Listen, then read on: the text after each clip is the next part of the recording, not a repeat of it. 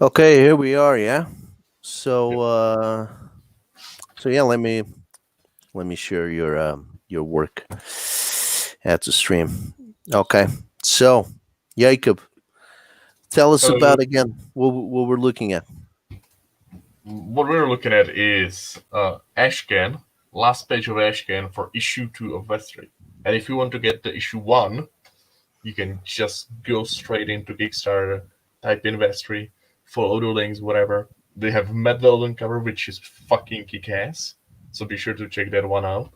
It looks dope, and the second issue with the Ashcan will be all officially inked when I'm done with this page and this panel. So let's get it done today, son. Hmm. Go. Let's Um. go. Yeah. I mean, listen. I don't have your. I usually have them, but I don't have your link here. Do you want to? Do you have your link at hand there? Sure. Give me a sec.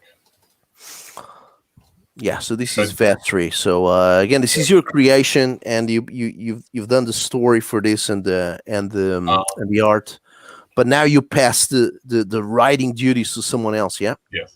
Oh yeah. I had help with the first issue, and the second issue is completely written by someone else.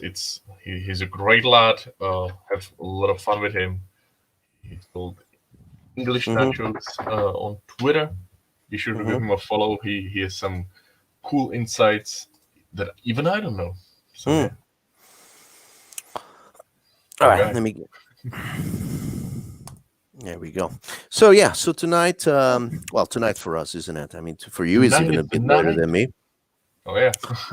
God, here in London, UK, just temperatures just dropped to zeros. It's this usual crap, it's like clockwork. Yeah, summer is finished, and it's like as the movie ends and the credits start coming up, the hushers just tell you, okay, buddy, just he's finished. Yeah, the show is finished. Let's go because we got another one coming. Yeah, this is the same thing with the weather here.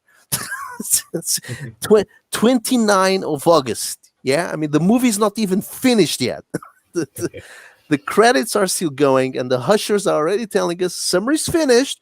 Here comes winter, and I just went out to get myself some chicken, and the temperature, I tell you, man, Oh believe me, man, it dropped down to 10 centigrade. I mean, this is like, well, see, my writer is also English, and we've been both complaining about the heat to each other. So I'm sure he's real happy now. yeah, yeah.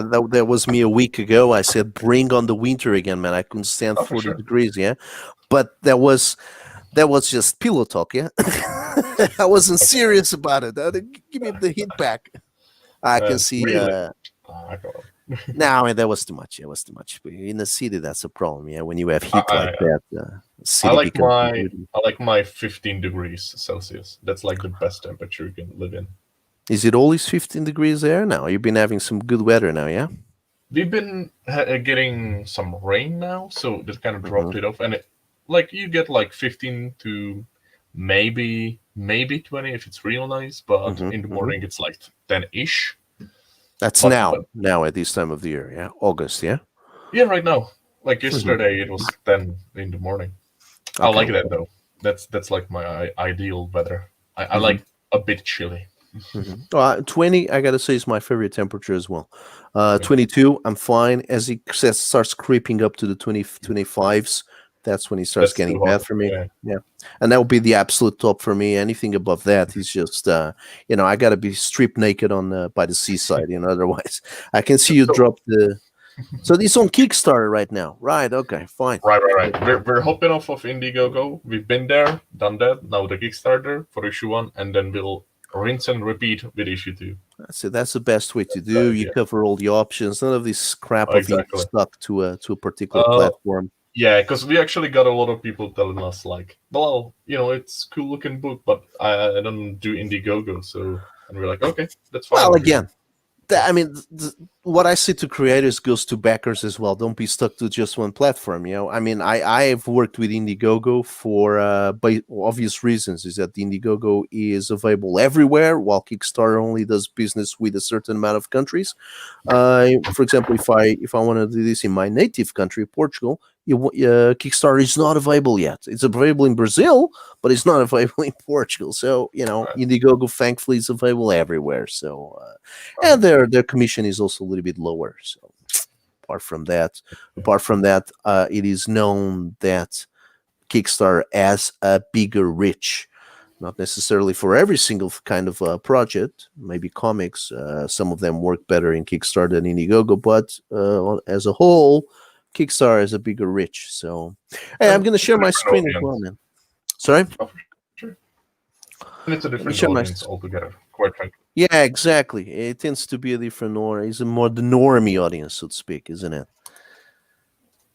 Listen, I'm going to share this here. I was speaking to Charlie London back in a comic group we have in Twitter on Twitter as the UK CG Comics on Twitter, and she was showing me this very funny thing she has done, which is basically a Lego set she's done of the X-Files office with both Mulder and Scully, and oh, wait a second. Yeah. Okay. So that's Gillian Moore, right? Gillian Moore. Am I saying it right? Right. That's it. That's her. Can you see this? This is how I entertain myself sometimes. You got Gillian Moore here, and I Wait, was what? just saying, get you know, from the actress from the X Files, yeah, and I never and the watched that funny, show. yeah, well, it's from the '90s, and Yeah, it and means I you're gotta say, old. I was mentioning to Charlie and the other guys at CG UK. I was mentioning to them that she never piqued my interest. But now today, I just watching this photograph that Charlie London kindly shared in the group. I just realized something. I just realized what is the problem with Gillian or Jillian. Her face is too long. It's just too long for me. I'm nitpicking. Yeah, I'm being unfair, but her face for me is too long. So I went and I fixed it. Here we go. That's me. I mean, I didn't even went on Photoshop. I just went on the crappiest program I have here, and I fixed her face. Let me try and match this exactly as this other picture. Okay, we're almost there. Let me just maximize this a little bit. So if I maximize this a little bit, then we're all able to see it a little bit better. So okay, so that's her. Let's put her here. That's she as she is, and that's my version of it. Okay, You know now what's weird? I suggest you change it to the nose, nothing else. listen. The nose Everything looks that I weird do, in your version. everything that I do is weird, man. Don't worry. Right. So taking that out of the context, that yes, this is weird. What do you think, man? I mean, what I've done is this, right? I mean, this is her, Right. and this is my version of her. I mean, you can clearly see the difference here. I've squashed her a little bit. What I've done is I've lowered her hairline. I always thought her forehead is too long. It's too flat, And then I made her eyes a bit smaller because obviously if I'm kind of squashing her face a little bit, her eyes were going to be too big. So I made her eyes a bit rounder, a bit smaller. The nose is the most important thing. Yeah, I did a nose job. Now nose is it's like 60% You of her face. Yeah, you botched the nose job. I I tell you that. butchered completely. I That's Frankenstein Gillian Anderson completely. So I didn't exaggerate with the nose job. I just made it slightly shorter, and then I kind of made a little bulge at the end of the nose. So kind of she has a little button at the end of the nose. The lips I kept, but obviously I changed the cheekbones. I changed obviously. I made them a little bit more voluptuous. In terms of the body, now this is not necessary. She's got plenty of none boobage, of this is necessary, my dude. but I mean, come on. Since I was there, why not? Why not? There we go. And then her hair, yeah, of course, her hair. The hair is great. Look at this. Look at the difference here. Yeah, I extended the hair. There you go. It's much longer. I mean, isn't it sexier when it's much longer? I mean, it sure is for me. Look at that. And then finally, down here, now here you can clearly see how I fucked up. Yeah. Again, she doesn't need that. I think her figure is lovely. Yeah. but this is 2020. This is not the 90s anymore. So obviously I extended her buttocks a little bit. Now you can clearly see here where I've actually I did an outline, and then I thought it was a bit too excessive, yeah. So I kept it a bit shorter. Now let's compare it with the original, and there you go. So aren't you like supposed to draw comic books in your free time or whatever? I was now too tired today for that crap. So here we go. This is what I was doing with my time. You clearly have too much time on your hands. Yeah, I mean, this is let me stop sharing this, and let's bring Clint here. How are you, sir? Hey, good. How are you guys doing? I'm sorry. Have you been there long? Have you seen the disgusting things we were talking about just now? Yeah, I watched. You've got some Photoshop nip tuck going on. You could create a whole segment out of that, I think. He was actually thinking of running away, That's too kind from you. This was not even Photoshop. This was I just constructed Gillian Anderson on some crappy program and reassembled her. But I think I did a pretty decent job, I gotta say. It kind of makes you really think about anatomy. I don't know. I'm not a very good artist, but I've dabbled in it a little bit, and then it's like really breaking down anatomy is I don't know. That could be a good exercise. So exactly. I mean, I was making her look like a modern comics babe. I mean, it had all the whole hallmarks of it, like the cheekbones, the rounder eyes, the voluptuous lips. Although I actually didn't touch the lips, but everything was in its right place. But anyway, how are you? I'm doing well. I hope it's okay. I sent the link to Charlie Snogans. I don't know if he's available or not, but I just thought I'll just forward it on to him. So I hope that's okay. Yes, please do. I mean, it would be great to have him here. I mean, that's the whole, the main dish really of for me of the book. I mean, you're writing. I'm sure it sounds like a kick-ass story, man. It's pretty cool. Thank you. But Charlie Snugan, I had seen. I mean, that fella came under my attention maybe a couple of years ago with some of the Marvel pitch pages he had done, like some Marvel Iron Man page trials that I saw him flaunting around. I was immediately impressed. It was quite very dynamic stuff there. He's something else, man. Yeah, his skills are just next level. And every time I see something new from him, I'm just like blown away. How do you do that? How are you that good? It's crazy. But yeah. Jacob, I don't know if you're familiar with Charlie Snugan's art, man. I went to check his career, basically. I discovered he was he has worked in advertising with storyboards and concept art and illustrations as well for quite a lot of stuff. No, I saw that, and I gotta say, so dynamic. So I know, bombastic. I say, I was really impressed with it. Yeah, I'm loving it, man. I mean, it's got that sketchy feel to it, but it really grabs you. I'm gonna start sharing the screen, man, and you guys can go ahead and just geek over it. Now, one thing I gotta say, right? Clint, I have a bone to pick with you. You have no digital, man.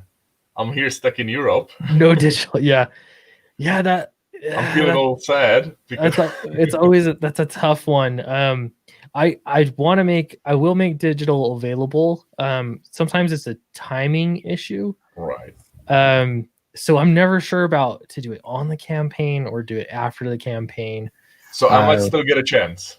Yeah. Yes. Nice. Okay. I'm glad because this really looks like something to behold. Yeah. The shipping is killer. I get that. Yeah, dude. I feel so bad because this is like a book I would love to have physically, but $25 for shipping. Breaks my bank. Yeah, it's tough, and I'm one like I've seen some people will do across the board $10 shipping for everyone, and that makes the US audience unhappy. And then some people break it up, it's like $6 shipping is what I did for US backers. So I don't know, I'd be kind of I guess I'm open to the idea of sort of just socializing. You know what I mean? The shipping costs. But I don't know. I kind of just stuck with what I've done in the past, shipping wise. So I know it's expensive. No, that makes sense. Yeah, you don't Yeah. want to screw over anyone. That's fair.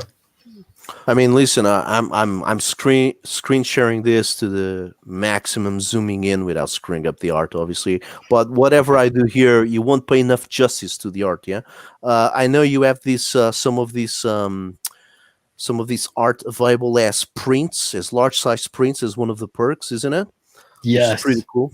And I gotta say, I mean, obviously Jacob has a point. $25 is a bit, but I actually gotta say that's I'm gonna go for it. I'm gonna back it as soon as possible. But $25 is still okay with me. Obviously, a few of the campaigns they really push you with 35, and even hell, I've seen some campaigns asking for $50 just to send a little floppy book, and that is what screws it up. But hey, $25 for this, I mean, I'm fine with it. If you Yeah. make it hardcover, hardbound, you'll be delightful in a maxi size. This deserves that, like really big size, like a maxi magnum size. But hey, whatever, 25, I'm perfectly Yeah. happy. So, I don't have the campaign page here. Maybe I'll share it a little bit later on if I have a chance. I'm just going to be just going through the art here. I mean, this perspective is great, the details and all that, and the action really grabs you. But just tell us the story tell us the story of the book, and tell us how you got to have Charlie Snugan on this. What was the pitch, and what is the pitch? While I just share the art, go for it. Yeah. So this is about an intergalactic exterminator. His job's to go from planet to planet, and for money, he will fix their alien invasion problems. So he gets a distress call from the last planet that he would ever want to go to, and he decides to take it because he's got some debt. So he goes there, and he sees that people are just so content with the situation that they're something's clearly not right while the aliens take over. So it sort of makes them really docile and just happy to let the invasion happen to them. So goes there, has to meet some locals and get down to the bottom of what's going on. I don't want to give away too many spoilers, but that's the gist of it. So the guys in the planet he visits, they're like brainwashed, isn't it? That's the concept, isn't it? The main premise. Yeah. Yep. There's a level of that. It's almost maybe a little inspired from like the Stepford Wives. You see like there's something just off about the I see. And I mean, yeah, in terms of the action, I mean, you have some. I mean, this obviously is the color art already. Is he coloring as well, or you got a colorist for this? Because I couldn't really see that info on the campaign page. Or maybe everything you're seeing so far has been colored by Charlie. We've been looking for a colorist, but we want to get the right colorist. Someone like Charlie, his artwork, it's like you don't just want to hire any colorist and put them on the book. You want to make sure that they're right for it. Okay. So, but he just keeps coloring pages too. Listen. Are you thinking on changing this? Because this is brutal, man. I mean, you don't need anything changed here. This is glorious. No. Yeah, you happy with this? I'm extremely happy with it. Yeah, keeping the guys fit. Yeah, it comes down to just time for Charlie, and so depending on how the campaign goes, I think he could be convinced to just finish coloring everything himself. But we're trying to, we've been less so now, but we've been sort of casually looking for colorists since the campaign started. We were looking more vigorously before, but we're trying to find somebody that can do this style. And so he was trying to get a lot of pages out so people could see what he's looking for. Oh, I see. That is okay. That is a good starting point. You catch someone that can actually mimic this style.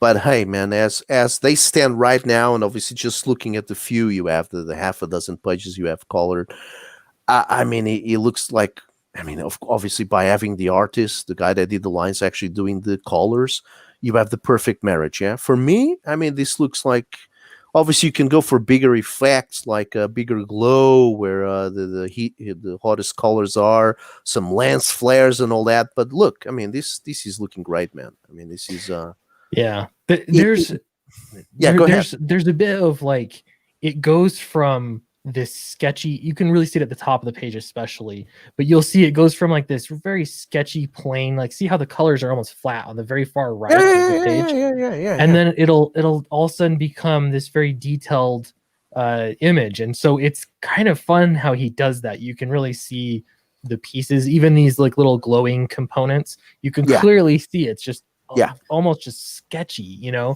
but in as a complete picture, it's so detailed at the same time. It's mind blowing. It's so cool.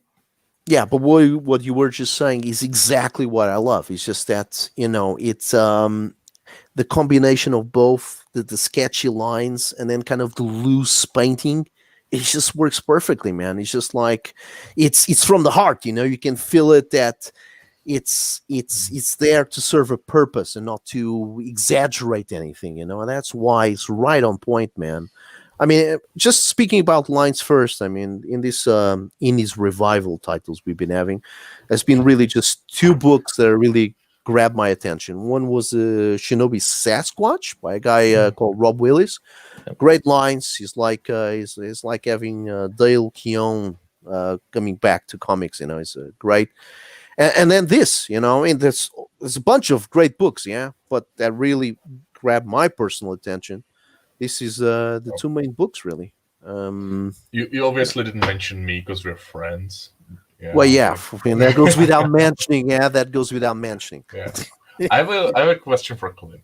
As a writer, when you approach a story, do you focus more on the plot, or lets the characters to be driven with it, or do you more focus on the characters and they sort of drive the plot for you? Yeah, so generally speaking, I'm a plot-driven writer, and so I do like Chuck Dixon has explained that he's definitely a plot-driven writer too, where you have a plot and your characters have to work for that plot and for the series of events.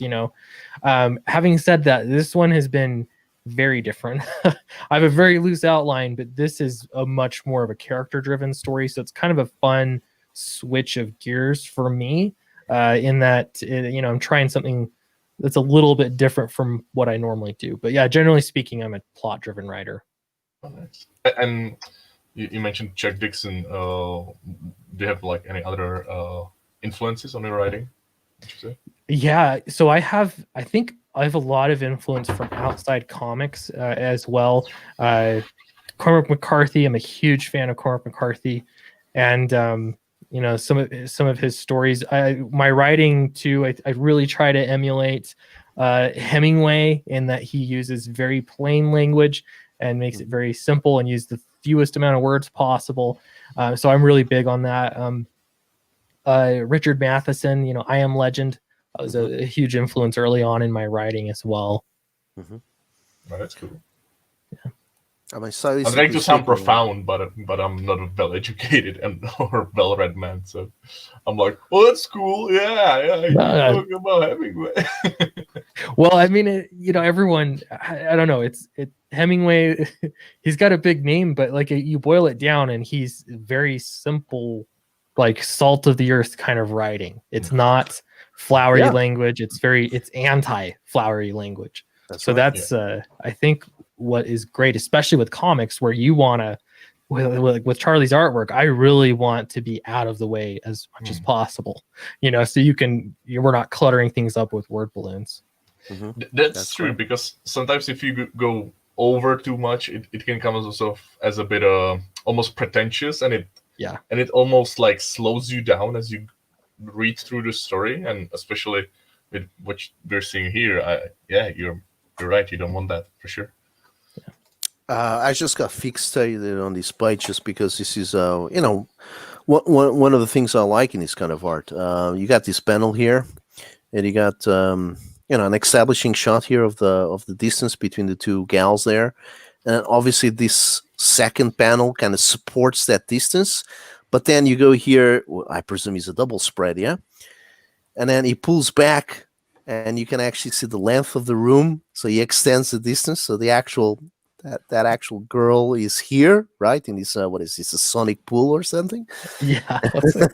And Yeah, that's the distance between the two. I love that. That's like it's like a twist, a twist of yep. perspective. That's great, man. It's I'm loving Yeah, that. there's he does a lot of things with the sort of cartoon aspect of it, and in some of the action scenes it becomes very apparent too, where it's like where he's fighting those beasts, they'll be right up in his face, and it looks like instant death. And the next panel he's got a little bit more room, and so he exaggerates things to really show the sort of the emotion and what it feels like, and he'll elongate. Everything's rubber bandy, you know what I mean? He's Yep. explained this to me before, Yep. but it's it's really a really fun part of his style. I mean, obviously, going on his site, anyone listening and who'd like to visit the Charlie Snugan site, I mean, you can see his portfolio. I mean, the guy obviously has a lot of experience, and he's been doing this for quite some time. And even if he's a young guy, it doesn't matter. I mean, he knows what he's doing. So, and yeah, we'll see here some raw pages just with the inks. Is he doing this digitally, by the way, or is actually traditional? Because I couldn't tell, but I feel like it's traditional. Am I right? It's actually digital, and he goes Really? Awesome. It's digital. He goes to great lengths to make it look like ink. Like you'll even see in the spots where it's black. Yeah. It's not just like paint bucket fill black. Yeah.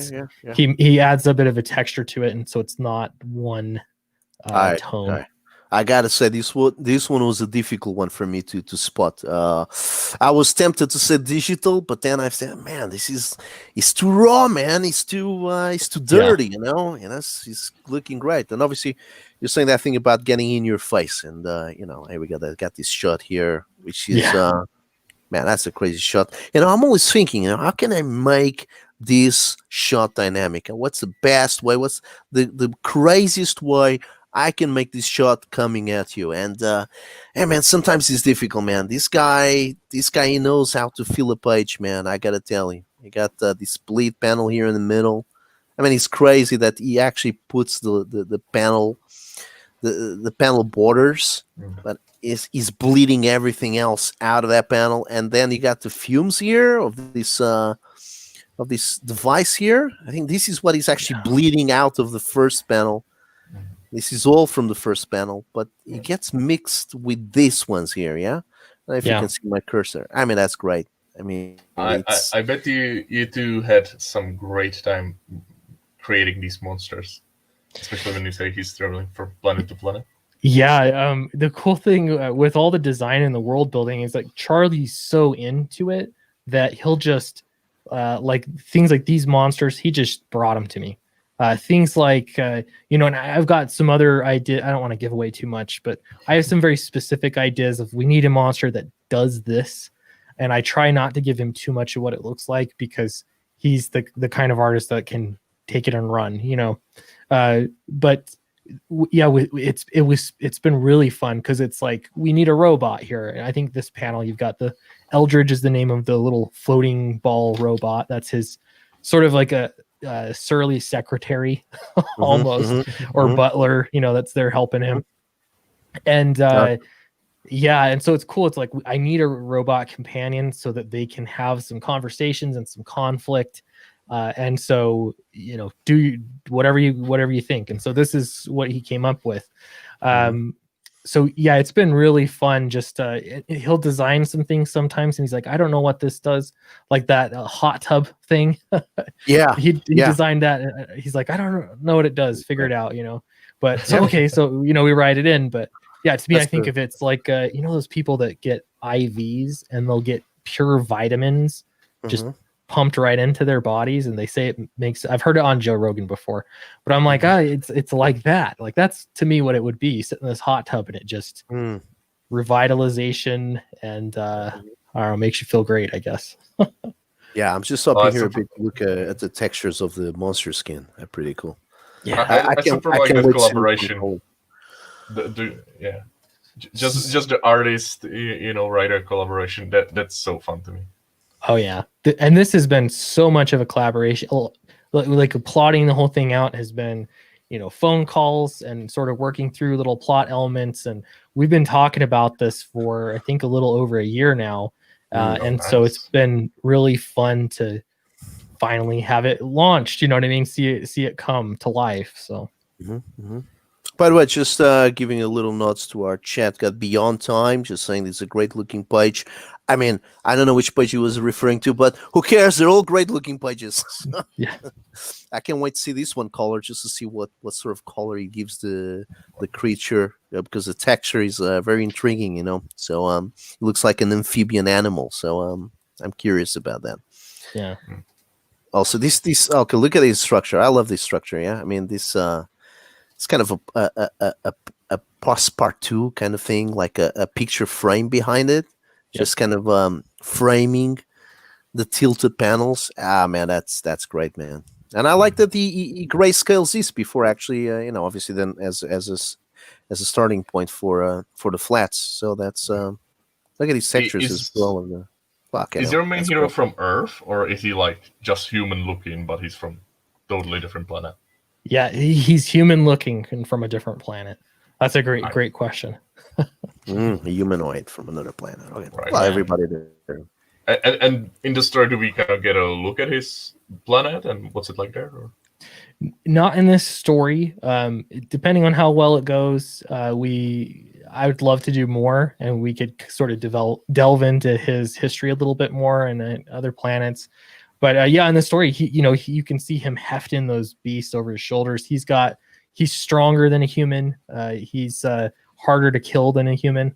But for all intents and purposes, he looks human. I mean, that's a lucky way to be, I guess. Yeah. It's almost a bit of Kirby here in the design of this villainess. I mean, and you mentioned the way you guys are working. He gives you a little bit of something, a design, and then you have to think what to do with that design.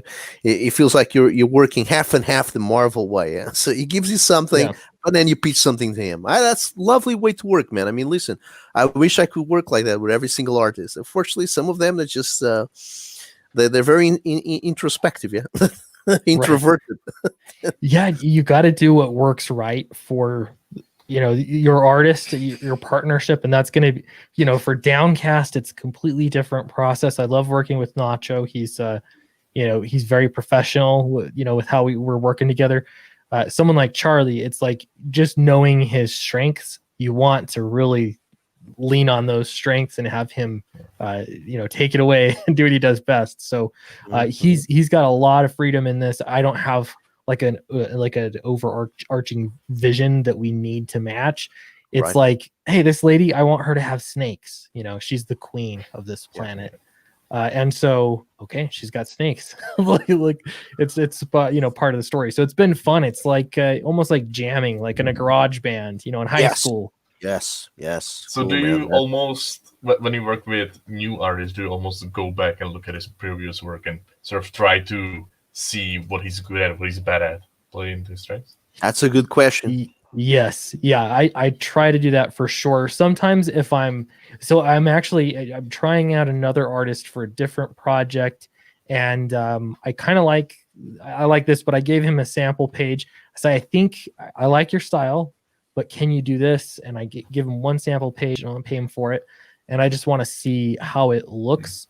And I think that can be a nice route to go if you want to sort of test the waters and also just see if an artist can turn in a page.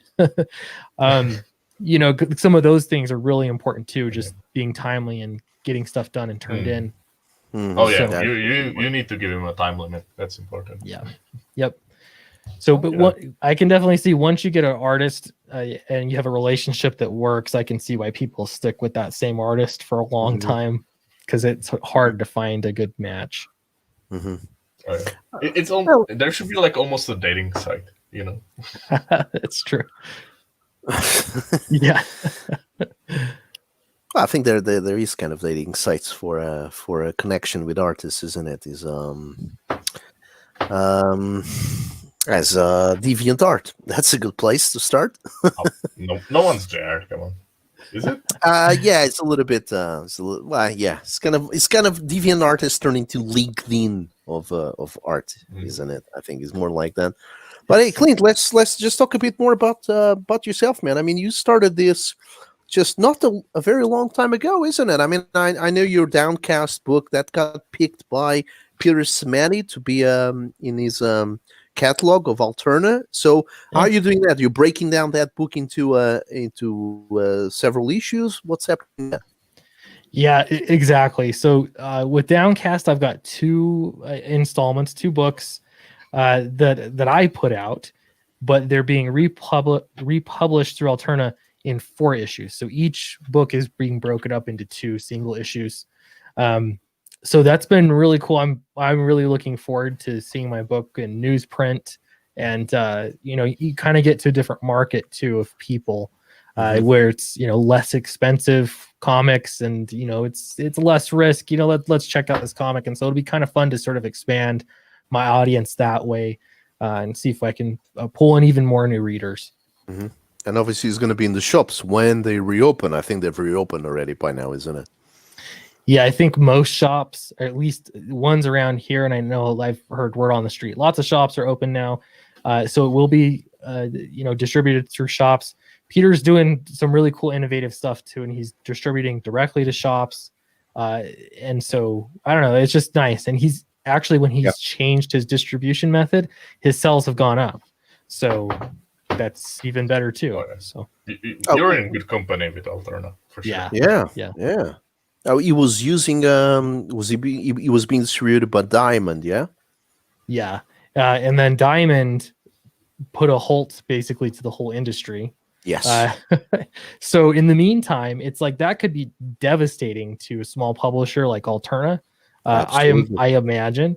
And so, he was already selling directly to some shops, but he changed things, and they're just, we're going directly to shops. He's got his own distributor. He's even inviting other creators, other publishers to distribute through him. So he's super innovative.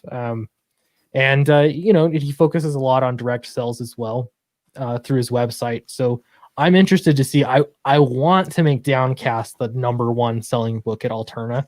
I think there's some stiff competition there, but I just think it would be cool. So I don't know. We'll find out. Yeah. What's his best selling? Is it Mr. Crypt? He has said that his best selling book is Blood Realm by Rob Geronimo. Mm-hmm. Which is a cool, creepy book. So, I mean, since you're here, they'll be cheering for you for sure. Absolutely, man. That'll be awesome. #1. I mean, but since you're here, I never have much chances to actually ask this to Smet himself.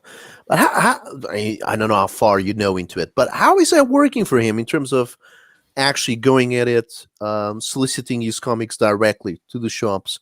And obviously, with Diamond always hovering over any distributor, like as a monopoly, does it seem that there's a future in that? He's going to be able to break the mold, maybe? I mean, I'm out of the US. We don't know exactly how many other publishers get their stuff directly into the shops without actually going through Diamond. I know there's some, but I know if the vast majority as well gets distributed through Diamond. So how do you see that going? Because I know you're a guy that wants to know his stuff, and your stuff. So so the problem with Diamond is that even if you're in Diamond, they make it really difficult for independent books, unless you're maybe with Image or Dark Horse, to really get seen. And they'll magically lose shipments. They'll misship items or lose orders from shops. Like, there's just this long history of those kinds of things. Wow. So I think with Alterna selling directly to shops, the benefit is that you're not going to have those kinds of mistakes, and you're also not losing that bit of your profit margin to Diamond. The downside would be that you got to convince shops to pick up a different distributor essentially to get these books. So and luckily I don't have to do the convincing there, but he's still he said that he had some shops in Europe that had an issue with it, because for them it changes things. They can't ship books with Diamond, their same order that has all the Marvel books in it would Yeah. have the Alterna books in it. So for overseas shipments, it made sense. But Yes. for the majority of shops, they didn't really have a problem with it because many of them were only buying 3 or 4 issues anyway. And so it's not like, and we're talking, these are $1.99 comics. Mm-hmm. So it wasn't really a big deal as far as that went. So he sounds really, really jazzed about it, really positive about it. So I think it's a good move. Just sharing a little bit of Jacob work here. And by the way, picking up on that, I mean, one of the main complaints, obviously, of the comic book shops is that you can't return unsold stuff. And that's why Marvel and DC always fudges their numbers, because they send 500 copies of X-Men, 512, and they say 500 copies were sold when actually they've sent 500 unsolicited copies, and the comic book shop sold 1 or 2. So obviously, if you're trying to distribute things by yourself, Diamond is going to be a problem. I mean, Diamond has been known by acting like gangsters throughout their history, and that's the bit that concerns me. So obviously, Samedi, I'm sure he's trying to do his best, and I'm sure the shops, a lot of them, are quite happy to have Samedi's books instead of Diamond. But question is Samedi going to have a policy, a alternate policy of actually accepting returns, which I'm pretty sure you'll have very little of them because I'm sure he's minimizing his stock. But that's a pertinent question. Is Smatic planning on doing that? I mean, do you know that at all? That if he's actually reverting on that policy, that it is a standard policy by Diamond, would he do any differently? Yeah, he does have a return policy. He started it, I don't know, maybe 6 months ago, I think. It could have been a little longer, but he started it and it wouldn't be through Diamond. It would go directly to him because, like you said, Diamond has their own rules. But he would buy back books, return, he'd allow them to have some returnability. And with his current distribution model, they're still returnable. So, Oh, that's awesome then. There's nothing yeah, to it's a lose there good for move. the shops. But talking about yourself, man, I mean, you started with a YouTube channel, wasn't it? I mean, did you always want to? Obviously, you had, I'm sure, scripts lying around, and you were already planning to getting into comics. But you really started picking up steam when you launched your YouTube channel, which is great. I mean, I watch a lot of your videos. You talk about current matters in the entertainment industry and mostly focus on comics. And from Yeah. there, you went to Downcast. So it's really been just a year and a half. And am I right? A year and a half, less than 2 years, yeah. And you managed It's to. Yeah, I started my YouTube channel about 2 years ago. It was September 2 years ago. And but Downcast didn't come out until the spring. I launched it in the spring Mhm. of 2019. So Yeah. yeah. The thing is, for me, I was like, I always wanted to get into Image Comics. That was my dream, to do some creator-owned book Right. and sell it through Image. And so I was putting together submission packages and hiring artists and going through their process. In hindsight, it's like, of course they weren't good. They're For them, it makes a lot of sense. If, Scott Snyder wants to do a book through Image, we'll just, he'll sell Hmm. books. They're not really looking for new talent Yeah. so much, even though it appears that they are at face value. They're really not. So that Mhm. has just felt like banging my head against the wall. But the YouTube channel changed everything. It gave fans a chance to get to know me, and then gave me a chance with the crowdfunding campaign. And getting Mhm. that first book published was huge because that's Charlie Snogans saw that book. He saw me pitch it on live streams, and then he picked it up, he bought it, and he read it, and he loved it. And so Awesome. that gave me an opportunity with him. It gave me an opportunity with Alterna. Like, all of this happened because of the YouTube channel. It was been the foundation of everything I've done so far. So I'm very happy with it. Well played, sir. I mean, and it's great that the actual artist got to you. It's usually the other way around. We still have to wine and dine some artists, but let me just share the page, by the way, man. I mean, it's since we're here, what am I Sure. doing here? Sure, share. Am I sharing this thing? Yeah.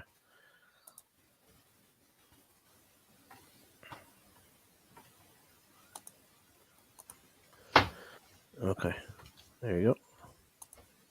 Can't have. Hold on. Need to fill in the quiet.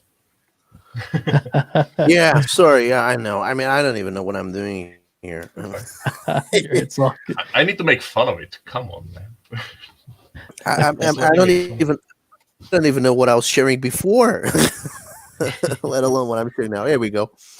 Yeah, so here we go. So I just wanted people to see this because the thing in YouTube, people that come to this channel might have no idea what Fatal is and how to get there. So I mean, not everybody's a comic book fan. So obviously, Fatal, so F-A.T.L.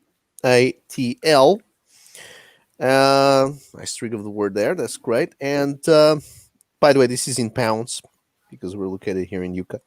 Sorry, in the UK, but in dollars, that's 42,000. So obviously, just had a modest fixed goal there. 769 backers. So anyway, this is a campaign available for 20 more days. And I mean, I can see your first book did quite well, Downcast. But I'm pretty sure this should do much better. I'm pretty sure, and Yeah, yeah. he It's should. I mean, already he should. I mean, he deserves to do much better. yeah. It has already passed my total, like even through in demand phase funding on Downcast 2, which was my best selling book at the time. So it's already my personal best, Oh, which just is okay, fine. yeah, which is fantastic, and we still got time. So Okay, just gonna go very quickly here, man. I mean, I know you're a busy man. You got other places to go, so we just to show that if people want to get to just the main book, just the book by itself, we got the wraparound cover, by the way, which is that nice little fisheye lens kind of shot, and yeah, $25 here in the UK is 19, which again is a very accessible price. And Jacob was mentioning the $25 cover price for shipping. I mean, I understand, but for me, it's still okay. Again, I mean, my only point of contention is when you have. I mean, Charlie Snugan obviously has a career, and anyone wants to check him out, you'll be able to see what he's been doing. Clint, obviously, as we already discussed, he's already has a couple of books under his belt. He's been picked up by an indie publisher pro. called Alternative. yeah, And I mean, is worth the 25 shipping is worth it. I mean, for what he looks like, what he's looking like, and I'm sure he's going to be great. And I mean, again, like I was saying, my only point of contention is when you have fresh newcomers just out of the gate, first campaign, first title, and they're asking $40 for shipping for a little book of 22 pages. That's a little bit too much. I mean, yeah, it doesn't matter how good the art is. I mean, you're creating your label, and you really gotta hook people in, and you're not gonna hook them in with almost $50 of shipping. And obviously, we're talking about international shipping, just in case any of the right. US people are watching the stream and they go like, "Oh, what a second! What did I back?" And this is we're in UK here. We're talking about shipping internationally from the US. So Yeah. Yeah, and some of that I think comes with the lack of experience. People are like afraid about what's international shipping going to cost. I just got finished fulfilling my second campaign, so I know exactly what international shipping costs. Because the UK is such a big hotbed for backers coming from the UK, I tried to make it a little bit better. Shipping to Australia is just murder. Oh yeah. It's terrible. So I don't know. I try to make shipping as low as I possibly can, but I also want to cover costs. So I don't know. It's always tough. I wish that there was some hub in the UK that I could just ship a box full of books to and then distribute it from there. I know a lot of people have been talking about that, but that would be huge to save people money. That's the same problem we have from here to there. I mean, us here in Europe, the US market is 80 to 90% of what we're going to sell. I mean, yeah, it is that much. I mean, if I'm lucky and I pick up, like you just mentioned, Australia, so some people from Pacific picking up my book, Asia, whatever, that's great. But I tell you, there's going to be few and far in between. Really, the biggest mass is US. And that being our main market, we really have to do our best to get our books there. So my policy is my shipping, my postage costs are just what it needs to be. I go to the post office, I have my envelopes, I put it already samples of the books inside and whatever stuff I'm gonna stuff in the envelope. Take it all there. They weigh it. I agree with the kind of shipping that doesn't take too long because there's varieties. You can go economic, you can go FedEx if you feel like it. Blow $500 on each one. So I go with that, and that's what I price. I mean, I understand. Obviously, people like to sometimes again a lot of the new guys like to offset a lot of the cost of the campaign with the shipping. That's not really the right way to do it. But No. obviously, you're going to have an effort. You're going to have to spend your time packing stuff. There's tape, there's envelopes as well. If you add up all that and you charge me $15-$20, I'm still fine with that. We ourselves, obviously, here we're going up the hill, so we really have to do it as cheaper as possible. So I always put just what the thing actually cost me and not a penny more. But there's all kinds. I can see here. I like this. I'm thinking on getting this perk myself, man, because I want the black and white version. I gotta say, I love the colors. Don't change your colors, man. Don't change it. I want these colors. I want this muted feeling. I like this. I like this. It's almost like you were saying. It's like between a kind of a flat looking basic primary colors, and then you have these flourishes of interesting subtones. I'm loving it, man. I don't change anything. But if you get another colors because your man can handle the workload, then get a guy that mimics this exactly like you were saying. This is great. Let me maximize this thing here as well. But yeah, I'm thinking on getting this one. I'm gonna tell everybody this is the one you should get. $50. You get both books, so 25 each. You get the black and white version and the color version. That's lovely. Yeah. You got an extra cover there. And then we go down to what I was mentioning, which I would like to get this. But that is a bit too pricey for me. I perfectly understand. You charge what you need to charge. But I'm liking this, man. 11 by 17. And they're the prints of some of your best chosen pages. I guess these are placeholders at the moment. Yeah, you're probably going to have different ones. Yeah, really what I want it to be is Charlie just pick the ones you're most proud of, and we want to for sure pick pages that he's colored. He's colored a lot of pages too. But this was, we were in a live stream and we added this perk later because some people were saying you need to have some higher tiers, for people that want to support you more. So we tried to think of something because we don't have original art, it's digital. So what we did here was let's make a limited print run. So there's only 100, and you back it, you get 5 prints in the set. They're all signed and numbered by Charlie Snogans, so you get that personal touch. And I don't know, so four people have taken us up on it, which is nice. But yeah, it's always I'm still learning to figure out what the right pricing spread is.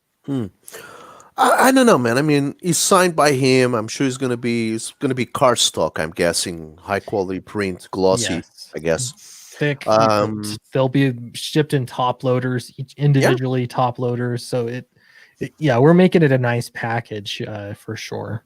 I mean, obviously this is the actual size of what the artboard would be. Now that you mentioned it's digital, but still, I mean, in terms of definition, it would be high resolution, whatever. I mean, high printing resolution. But I mean, I'm sure they're going to look wonderful. I mean, this for someone that really likes the art. I really like the art. This will look great on the wall, framed, obviously.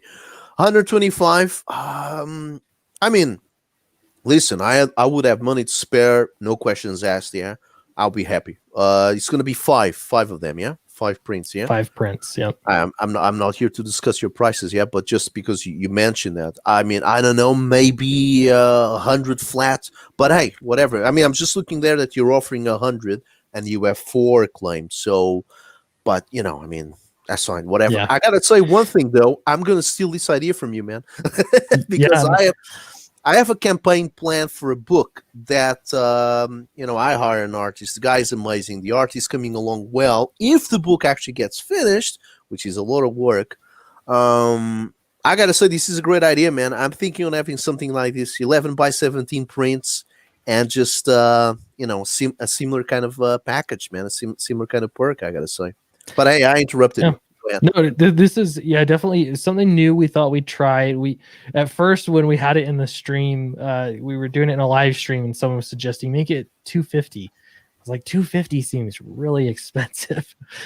So yeah, we brought it down to 125. That's, I don't know, it was really just from this one live stream, and we were talking to the chat. So I don't know.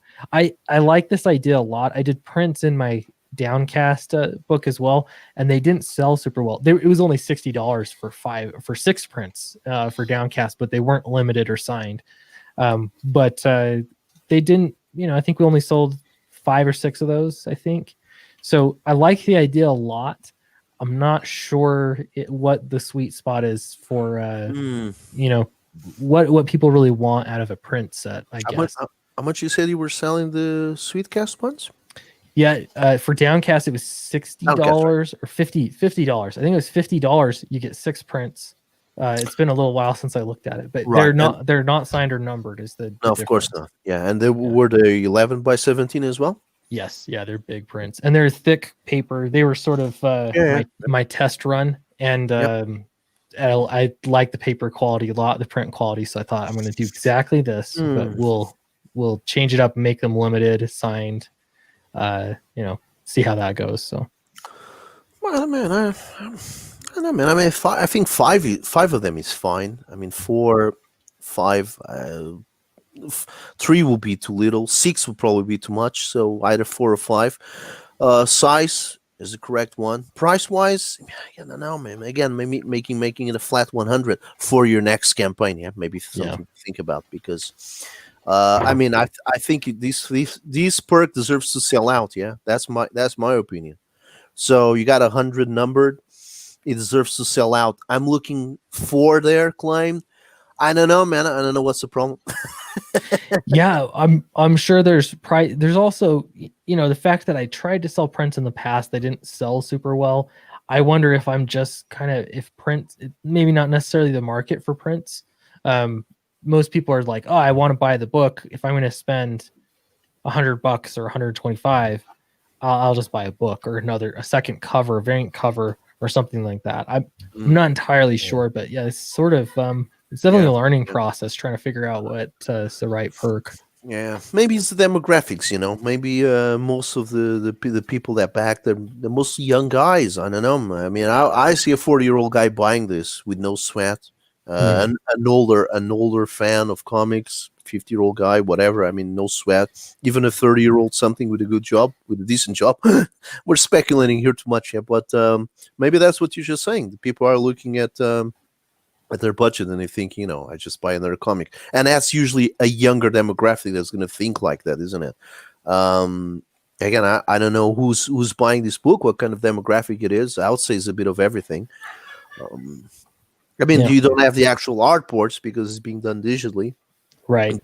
That will be obviously a clue that is digital. I forgot that. If you add them, you would easily sell each page 250. And then I'm sure you would sell quite a few of those. Mm-hmm. Feels like the place where prints go is mostly conventions. Yeah. That was at least my experience. Yeah, and I love to buy prints at conventions, and I don't know. That's why I'm like, I would love to make this sort of like everything you could get at a convention. But again, people are they're into getting the books, and that's you veer too far outside of that, and I don't know, it just doesn't do as well. And for all the hate on variant covers, people buy them. People like variant covers. Yeah, that's the problem, isn't it? Yeah. What about including the book with the prints? I know in terms of posting that into the actual physical shipping of that, it's probably not that comfortable, but because the prints might get bent, I don't know, with a book there in the middle. But would that change anything? Maybe that's an option. What do you think? Yeah, that it makes things tough for shipping. And essentially, that's what it boils down to. I shipped one time. I shipped a large print like that, and I had a book included with it. And it was just the most awkward package to ship because I'm taping. Basically, I had a top loader in there, and then I taped, bagged and boarded a book and taped it to the side, and then put the whole thing in a mailer. But it was just awkward, and I'd hate for it to cause damage, because it's not ideal. So. No, I gotta say, I mean, I like I said, I'm totally stealing that perk, and I'm gonna do exactly like that, man. I'm gonna just put the prints in it, if I get that far, and again, if I sell any.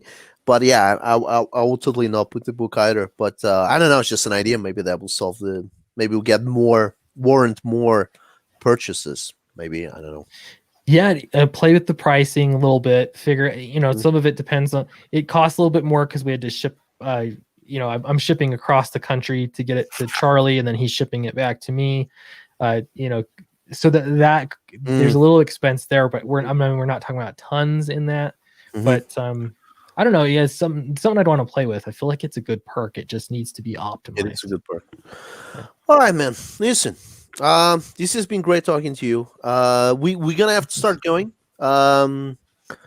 Because Jacob here, the gentleman behind the book Vestry, which is available on Kickstarter at the moment. The link is there on the chat, so I think it will be available in the comments. I'm not sure, but anyway, I'm going to include the link to his own campaign. I will be including the link to F.A.T.L anyway, obviously. Same my regards to Charlie Snugan. Petey couldn't be here. Obviously, he's very busy. You did mention that. Yeah. And I know, again, I'm not going to take any more of your time because I know you got to go somewhere. Where you're up to jump to now? A different stream, you said? Yeah, I've got another stream. It's been a crazy 10 days of streaming every single day. Of course. And so it's Saturday. So now I'm just packing in streams. So I've got another stream here in about 9 minutes. And then like a big stream is tonight. I'm going to be streaming with that Star Wars girl. So it'll be kind of fun to sort of tap into the Star Wars market. We'll see how that goes. That's wonderful. That's why she has a big channel, man. I mean, that's great. Yeah. And I gotta say, Clint, it was super nice to meet you, man. Yeah, great to meet you too. I've seen this book around too, Vestry. Really? Oh, that makes me happy. Yeah. Thanks, man. Looks good. Yeah. Thank you. It's got your traditional RPG Dungeons and Dragons / classic fantasy adventure vibe all over it. It's nice little ideas. He's working very hard at this, Jacob, and again, we're gonna drop the link for this there. And you guys are too much. Oh gosh. Well, Clint, thank you very much for coming over. It's a little channel, I know. My book was also at Indiegogo last November. Very short campaign. I only did it for 15 days because I don't want the tax office to text me anything. So for me, it's the other way around. The least money I do, the better. I'm just kidding. I got another book. I'm working on another project now with the eBay Canales. You must know him from doing Iron Sights with Richard C. Meyer, called When Gnomes Attack. Is a kind of a horror / humor kind of a story. It's all in black and white. It's very trashy, very pulpy, very R-rated. Really, really, really R-rated. I mean, it's like XXX, but with triple R's, basically. and then obviously, there is that other book that I was mentioning. It's called Hunt, and that is the book that I was thinking on having a similar perk like the one you have there for your prints, but that's a long time. It's a long way ahead. Maybe next year or the year after. We'll see. It's a very long process. It's a very good book, and I think it's going to do great, but it's a very complicated book to do.